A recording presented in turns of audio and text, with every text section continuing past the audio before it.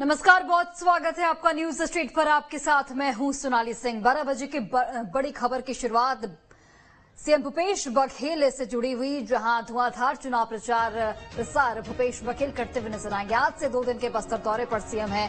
3 विधानसभा क्षेत्रों में जनसभा को संबोधित करेंगे। नारायणपुर के भनपुरी में पहली सभा होगी।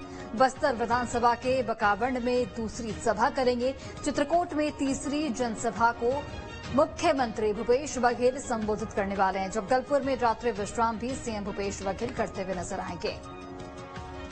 तो आप देखिए, मुख्यमंत्री भूपेश बघेल का प्रचार अभियान लगातार जारी है और आज ताबड़तोड़ रैलियां देखने को मिलेगी। धुआंधार प्रचार किया जाएगा। 2 दिनों के बस्तर दौरे पर सीएम भूपेश बघेल हैं। 3 विधानसभा क्षेत्र में जनसभा को वो संबोधित करते हुए नजर आएंगे। भनपुरी, बकावंड और चित्रकूट, ये 3 विधानसभा हैं जहां पर मुख्यमंत्री की जनसभा होने वाली है। और कहा जा रहा है कि इन जनसभाओं में मुख्यमंत्री कोई बड़ी घोषणा, कोई बड़ा ऐलान भी कर सकते हैं।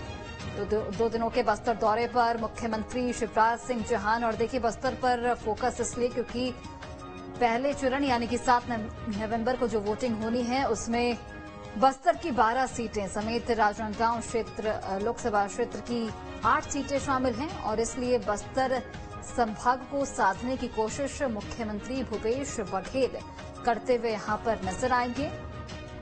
भनपुरी, बकावंड और चित्रकूट, जो कि वीआईपी सीट मानी जाती है, दीपक बैज को यहां से कांग्रेस ने प्रत्याशी घोषित किया है। और जिस तरीके से बस्तर में सभी सीटें कांग्रेस के पास हैं, अब उसी परफॉर्मेंस को एक बार फिर से इस विधानसभा चुनाव में भी दोहराने की कोशिश कांग्रेस की ओर से की जाएगी। और मुख्यमंत्री भूपेश बघेल यहां पर ताबड़तोड़ रैलियां करते हुए नजर आएंगे। बड़ी जनसभा को संबोधित करेंगे। कल मल्लिकार्जुन खड़गे भी छत्तीसगढ़ के दौरे पर आने वाले हैं। चलिए अधिक जानकारी के साथ सहयोगी अंकुश इस वक्त लाइव जुड़े हुए हैं, सीधे उनका रुख करते हैं।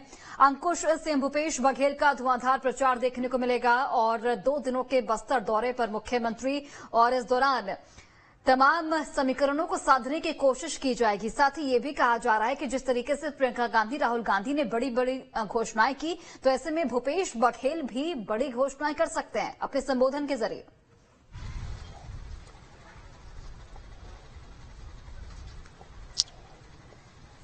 देखिए, छत्तीसगढ़ में विधानसभा चुनाव 2 चरण में होने जा रहा है और पहले चरण में बस्तर संभाग की 12 विधानसभा सीटों पर चुनाव होना है।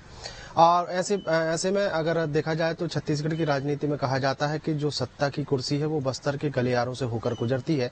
जिसने भी बस्तर संभाग जीता वो कहीं न कहीं सत्ता पाने में जो है वो सफल होता है।